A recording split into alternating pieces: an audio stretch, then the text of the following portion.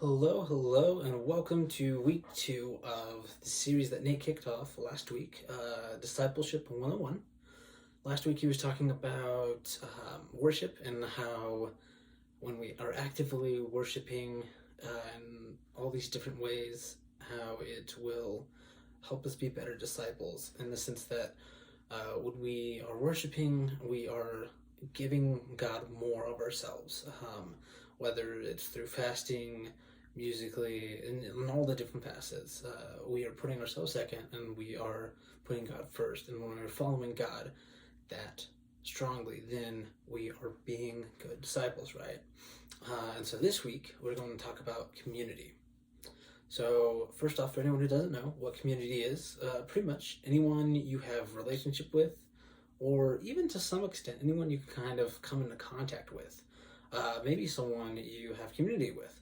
Not necessarily everybody, but a lot of those people will make up your community. Some more than others, but just about anyone you can come into contact with or have some sort of relationship with is a part of your community. And as our whole idea for the series goes, when you see as God sees, you do as God says. So why did community make the short list? Why, when we were planning the series and we had to pick 3 things because we do 3-week series, was community one of the things to make the list of being a good disciple? Well, what do you do when you have a problem? But not like any problem, You have like a big problem. And it doesn't have to just be a problem. It can be a project. A project or a problem, but like a big, crazy, huge problem or project, either way. What is your first step when you have something like that? And for me, if I have this like huge, crazy problem and I don't even know where to start with it, my first step, 9 out of 10 times, is to go get help, right? So I wanted to cut to helping a family move, which I was supposed to do this Saturday with Alan Keys. Nate and Clay also helped, and I wanted to get a video of it, but Alan said we should show up at 9. They just moved here. They're also from Arizona, and I know the family, and we're supposed to help them move. But I got there. We were supposed to get there at 9, and I got there like 9:30. And I know what you're thinking. 9:30, 30 minutes. You can't move a whole family in 30 minutes. It's impossible. But lo and behold, I get there 30 minutes late, and everything's done. And the crazy thing is they moved into a community, and one of their neighbors decided to, he had a couple sons who were like, I think the family had said like he was 16, one was 16, one was like 12. He had them get their friends, and they went over and they were like, hey, as he was about to unload some mattresses, so his family, like, they just want to get the mattresses out of the moving truck for the night, right after they pulled up, so they could, have something to sleep on. But that's pretty much all they were going to do. But then this family came, and they, with their community, they got some friends and stuff, and helped him move just about like 3/4 of this huge moving truck.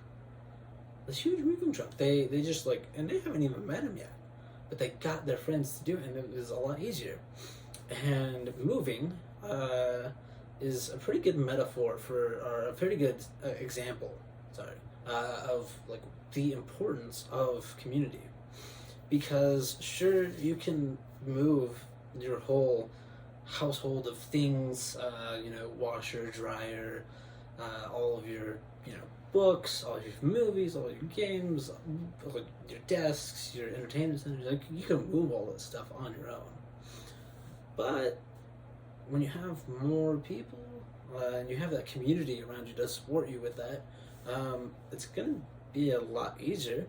If nothing else, it'll probably be a lot faster, because just, from a logical standpoint, you've got 4 people moving things, and all those 4 people got another 4 people, and you got like twice as many people moving stuff. So even if, they can't all move the same amount or this or that, at the end of the day, it's still going to be a little bit faster because it's just more hands doing things. You're just dividing the work among more people, and it's just going to go faster.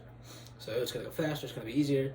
And if you're moving like these huge, like if you have to move your refrigerator on your own, like, I'm sorry, I don't care how big or strong you are, there's a good chance that if you're moving something that huge and that heavy on your own, you could hurt yourself, right? And not to even get to the fact that if you're trying to move these huge heavy objects across, your living room, across your whole house, there's a chance that, if you're dragging something that could just be lifted with two people and you're doing it on your own, as you're dragging it across the floor, you can tear up the carpet, you might bang your things, your desk, whatever it may be, into the walls. You might, damage the walls, you might damage the desk, you might damage your couch, you might rip a hole in something.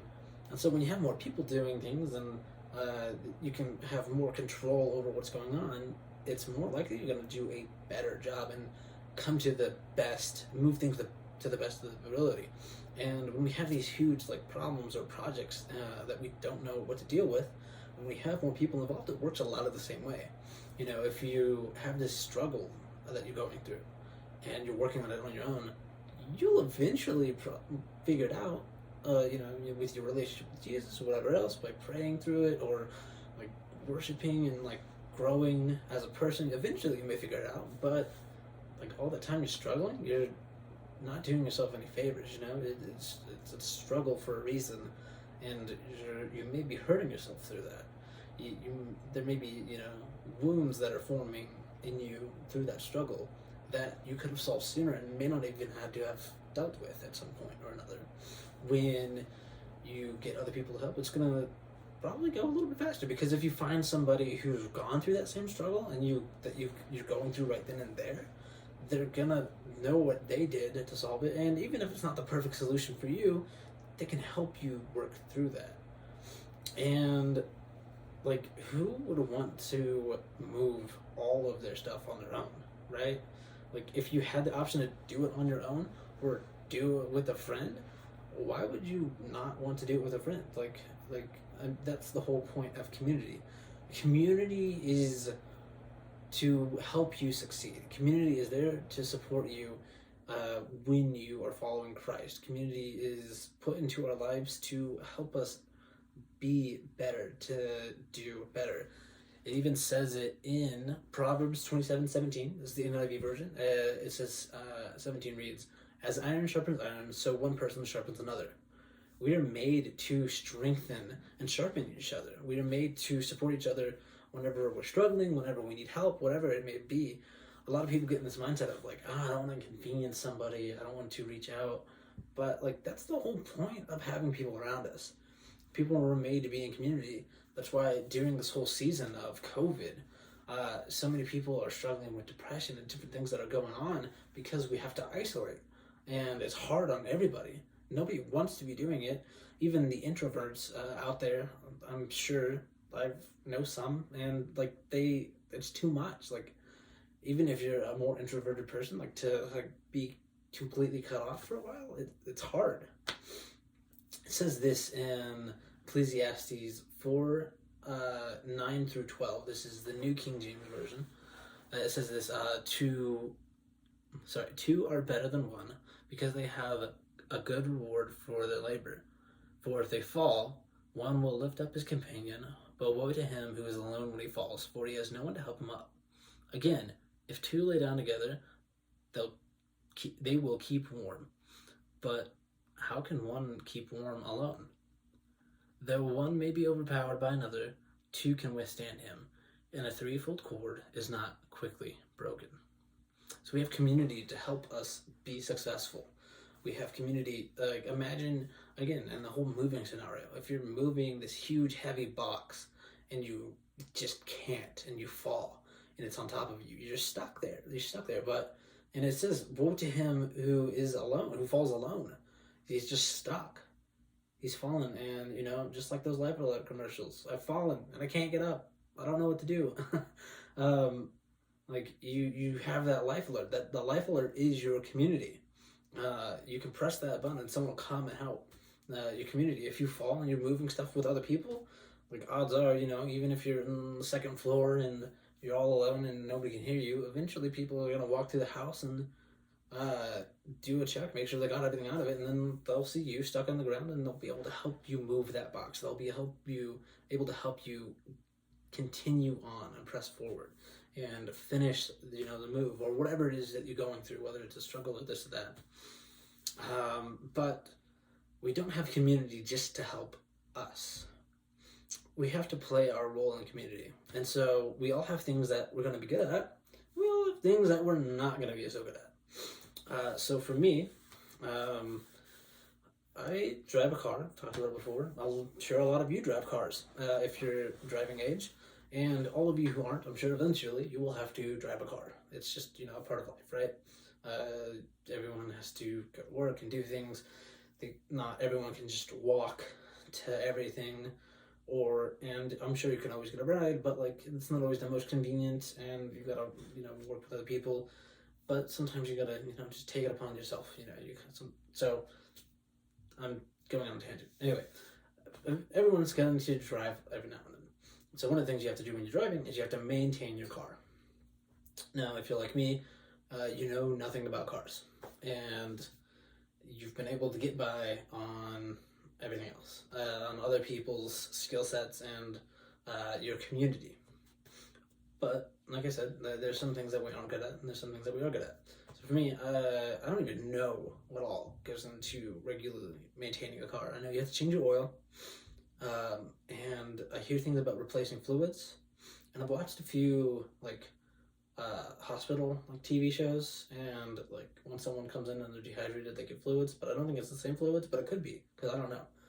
So if you know what fluids they are, you should shoot me a text, because I don't know what fluids to replace in my car. Another thing I don't know about, blinker fluid. Anytime I go into an AutoZone and ask about it, I just get laughed at. So if someone could help me out there too, that would be great. And one of my other questions is, I hear you're supposed to rotate your tires, but I don't know which way. How do you rotate your tires? Are you supposed to do it clockwise? Do you rotate them counterclockwise? Do you go front to back to front? I don't know. So if you know any of that stuff, definitely let me know. I could use that information. But that's just something I don't know. Sometimes you have to do things within your wheelhouse. That aren't within your wheelhouse. I have to do things with my car, and I have to talk to somebody else about it, or get it figured out. But sometimes there's stuff that you do know, that you do have to work through. Anybody been in that scenario where you're hanging out with a group of friends, and you reference a TV show, or maybe it's this obscure video that's funny on the internet, or maybe it's a meme, and nobody else in the conversation's heard of it, and they just kind of give you a weird look. You're like, man, I wish somebody understood that reference, because now it's kind of awkward that nobody did, and I feel uncomfortable. Well, lo and behold, I have seen apparently it is a common thing in conversation with Nate and some other friends, that I've seen every internet video out there. So if you make a reference, I will get it. I'm your guy. I will get your reference. I will laugh. I will enjoy it, and you will not feel that awkward presence. And so with that, it's a kind of silly example, but we all have our roles to fill, and sometimes you need help with a car.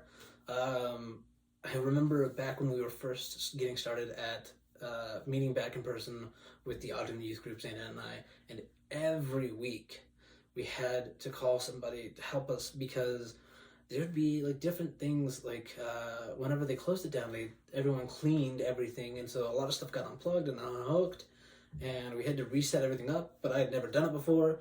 I'd barely been to the Ogden campus before before the COVID and going online and everything.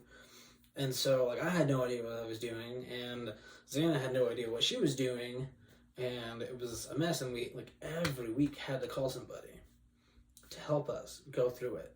And now I've gotten to a point, I like to think, probably not everything, but a lot of things, if there'll be times where I've walked in since we've started back up, and Xana's this isn't working, I don't know what to do. And I've learned, and I've been able to be that person with Xana, and or maybe some of the other leaders, or different things that are going on, and I've been able to help. And that's the beautiful thing about, community is it's not just a one-way street. You don't just get to support the support you need from others. You also are part of other people's community. While everyone you come into contact is a part of your community, you're also a part of theirs. There's a give and take, and there's a way everything's weaved together. And so everyone has a role to fill. It even says this in 1 Corinthians 12, 12 through 20. There is one body, but it has many parts. But all the parts make up one body.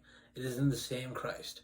We are all baptized by one Holy Spirit, and so we were all formed into one body. It doesn't matter whether we were Jews or Gentiles, slaves or free people. We were all given the same Spirit to drink. So the body is not made up of just one part, but it has many parts. Suppose the foot says, I'm not a hand, so I don't belong to the body.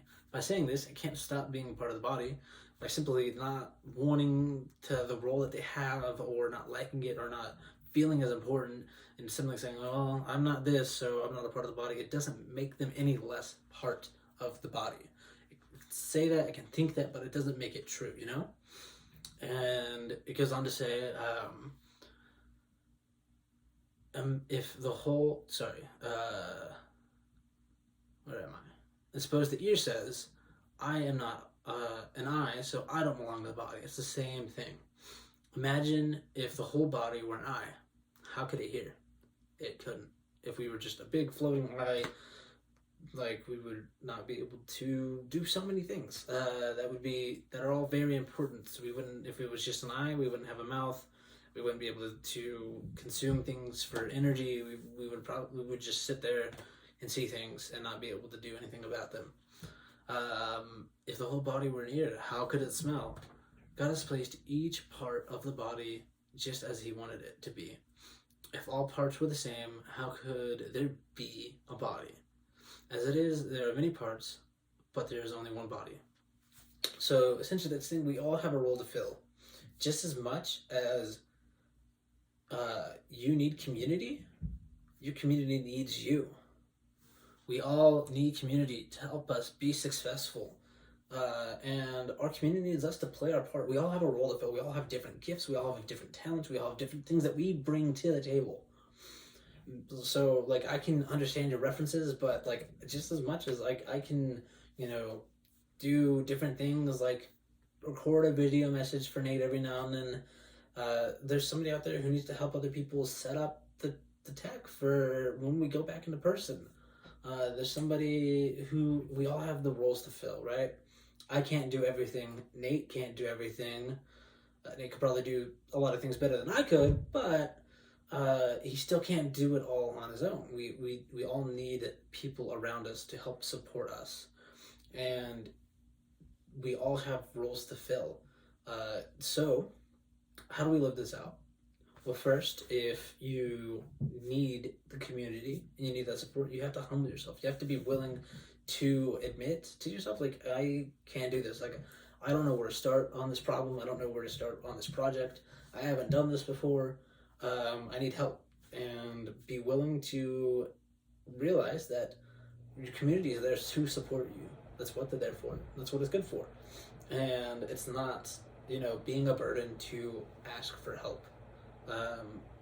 For me, I know, I feel 10 times better when someone asks me for help, because, I feel like I get to, improve that relationship that I have with that person if they've reached out to me. And, it makes me feel good to feel valued. To say, oh, hey, I'm good at this thing, and I'm helping this other person with it, and they saw that, and they wanted my help. That makes me feel better at doing whatever it is that thing is. And if you are someone who maybe you get that first part, but you don't always get the second part, you're not always reaching out, look for those people you interact with. Look for those people in your community, and look for ways that you could help them. Look for ways that you could reach out to someone.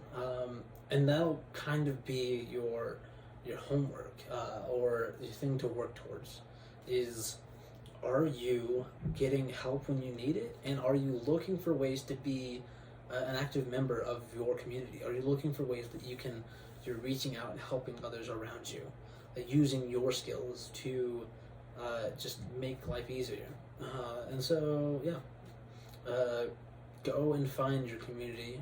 If you don't know who they are, again, it can be anyone. Your community can be any other Christians around you. It can be the youth team. It can be any of the leaders. It can be anyone in the youth group. It can be your family. Go and find your community and look for ways to be an active part of it, giving and receiving. So I'm going to pray, and hopefully we will see you all tonight.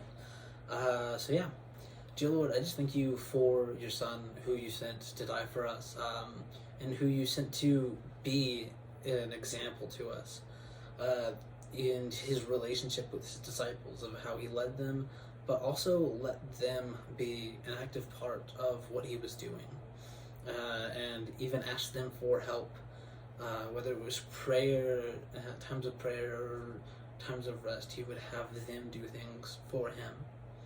And I just thank you again for my community and the community that you've placed in all of our lives, Lord.